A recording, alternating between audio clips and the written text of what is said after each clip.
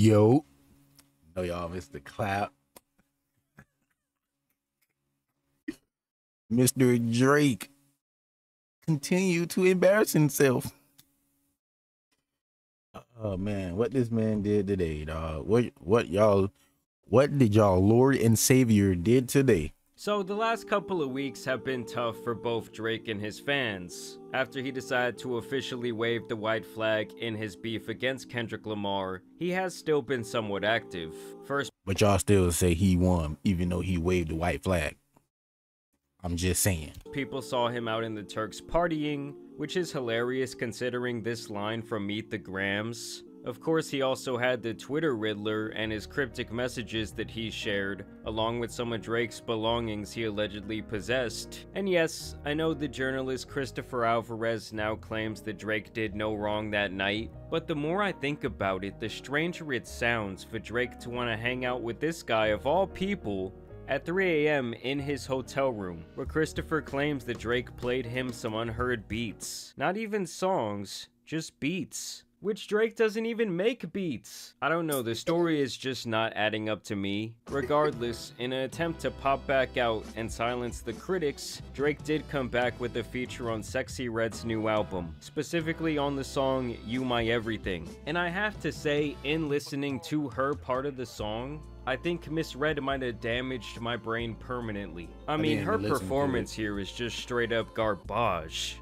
Like, I'm talking about way worse than Soul Train. I'm like, what do you say fuck me for? Now, in his feature, Drake attempts to silence the haters and to diffuse the ever-growing buzz around the first and greatest diss beat of all time, Metro Boomin's BBL Drizzy. Now here you get the same bullshit Drake that we've gotten over the last couple of years. Lazy lines about having sex, and bars about the tough guys in his entourage. But this one's gotta be my favorite. Soon as this shit get resolved, I'll turn librarian for you. I'm booking that shit. Huh? Why? And here is where he tries to reclaim his status as the true BBL god. They said wizardry only appears in fairy tales. Sampling the record itself and saying, Me and the surgeon got history. I changed a lot of girls' lives for real. They need a new body that hit me. Hey, BBL Drizzy, they want a new body. They asked me for it. The last one, Jung, he did it for free because I sent so many past ones for him. So here Drake is saying, yes, I am indeed the BBL god, because yes, I've likely spent millions of dollars getting various surgeries for various women. I mean, at this point, Drake is looking at lying, bro. He lied.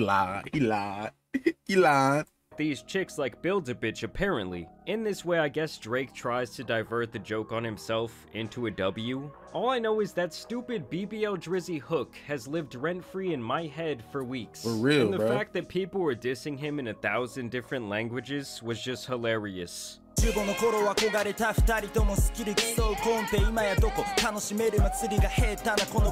Overall, this song still makes my ears bleed, at least for the first 2 minutes. But Drake's flow really is great here.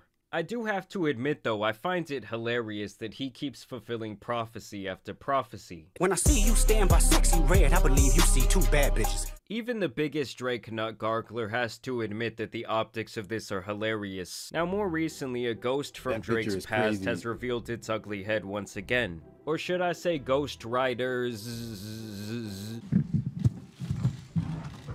Thank you.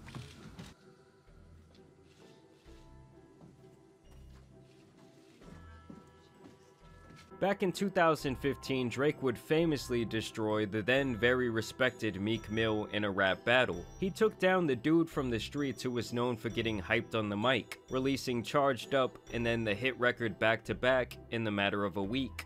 Drake crushed any chance that Meek might have had by hitting him in his most vulnerable spot. I remember back then I had just left off to college, and when I heard back to back playing at house parties and on the radio, I said, holy shit. My guy Meek is cooked. He tried to come back. I tried to hype up his responses to my friends, but it did not matter. Everything about Back to Back was perfectly strategized. Even the artwork for the song directly referencing the walk-off home run in Game 6 of the 1993 World Series hit by Joe Carter was so well planned. For those of you that don't know, that home run propelled the Blue Jays to back-to-back championships. Drake had entire crowds of people saying lines like, Trigger fingers, turn the Twitter fingers. Yeah, you get body by a singing nigga. You love that and you gotta get a world tour. Is that a world tour or a girls tour? alluding to Meek's then relationship with a much bigger entertainer than himself, Nicki Minaj. At the time, his status as her boyfriend was eclipsing his status as a rapper. Don't get me wrong, he was still dropping good music. But wasn't Drake mad? I think, wasn't Drake mad because Meek was dating Nicki Minaj? That's why this all shit started. But he was becoming more known for being Nicki's boyfriend, more than he was for being Meek Mill, which is something a man is obviously going to be clowned for. This whole song is layered with references that emasculate Meek, who is known for his tough guy gangster image and ferocious delivery in his songs. For Drake to drop a radio hit on his head through a diss record is something that we had not seen for a very long time. And this Guess really what? got That him a lot calmer of credit came back as an around. MC, and he really shed the soft R&B Marvin's Room guy label. Now you're probably asking yourself, well, why do I bring this up today? Well, first off, let's just acknowledge that what Kendrick did to Drake recently is exactly what Drake had done to Meek almost a decade ago. What I just said, bro. Because just like Drake recently, Meek actually put out some decent records of his own during that beef, dropping Wanna Know, War Pain, and Pray For Him. 3 great records that got completely eclipsed by Back to Back. In these songs, he talks about how Drake is an inauthentic artist, even calling him the new Milli Vanilli. Was it Quinn Miller? Was it Usher? Was it detail where you really got your flow? The world made choices for us. And I will do what must be done. Referencing an R&B duo who infamously failed when it became public knowledge that they weren't actually singing a single note on their hit album. But in the end, it did not matter. Meek could have dropped the most scathing record of all time, and no one would have cared because the public perception was that Drake had already won. Does any of that sound familiar to you guys? Like Kendrick just got 2 platinum records calling him a PDF file. And just like Drake recently, Meek seemingly went into this battle with no strategy, and to me in the end that's why they both lost. Now to Meek's credit, during this beef he did expose the most glaring kink in Drake's armor at the time, and that's the fact that he had gotten a lot of quote-unquote help from ghostwriters writing some of his biggest songs. There is a reason that the term OVO sweatshop was coined at this time, as people began to speculate that Drake would use his record label as a guise to bring in talent, suck them dry for inspiration and ideas, and essentially sign his name on the top of their homework, and really leave them even worse than they were before they met him. You're not an artist anymore, little guy. You make my hits now, pussy. Meek Mill called him out on record to give Quentin Miller his due credit for his work on If You're Reading This Is Too Late.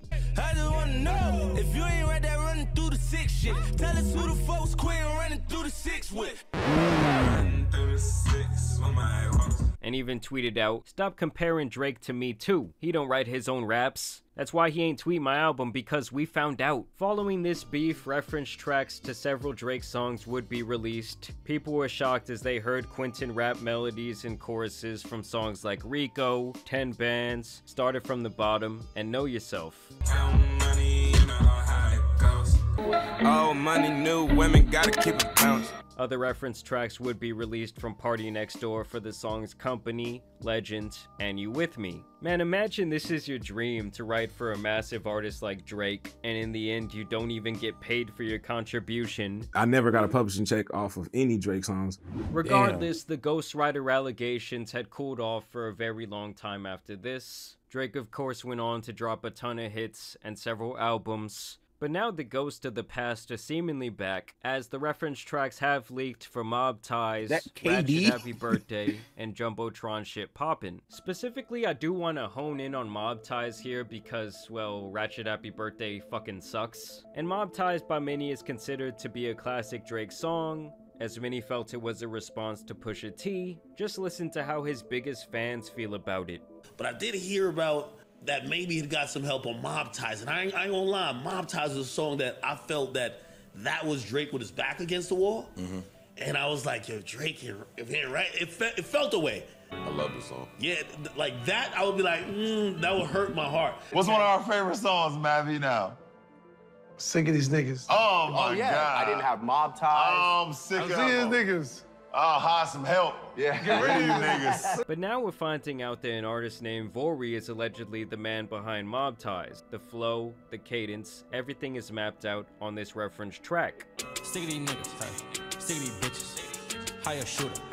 You ready to bitch? Now, should we be surprised by this? Absolutely not. But it does just show yet another prophecy coming true. I like Drake with the melodies. I don't like Drake when he act tough. And now we're finding out that he didn't even write his most infamous tough guy anthem. Now, in any other genre, I don't think many people would give a single shit. But in rap, this has always been considered a cardinal sin, and for someone who has claimed over and over again that he is the best rapper in the world with the best pen, well, people find it comical. And listen guys, I love many Drake songs. I spent many years and had many good times listening to Drake. He has several classic albums to me, and he is arguably the greatest entertainer of my generation. But somewhere around 2017, I stopped checking in on his music. I think Scorpion was the first record I really didn't enjoy, and unfortunately for Drake, he just went up against the most authentic artist I've ever seen when it comes to representing where he is from and how he is raised. And when you stack that up against a manufactured mega artist who seemingly has no boundaries as to which flow or style he might steal next, he was really fighting an uphill battle. And coming in with no strategy at all was just a horrible decision.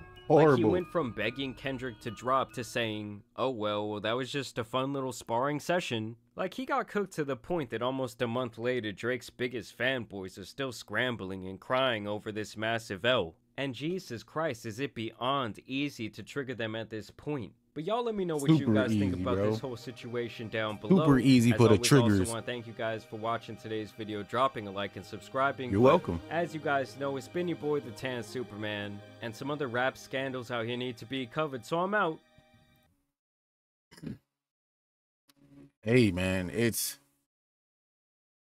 Drake fans, just give it up, bro. You know what I'm saying? Y'all had a good run. And what can y'all say? Self-love is the best love, man.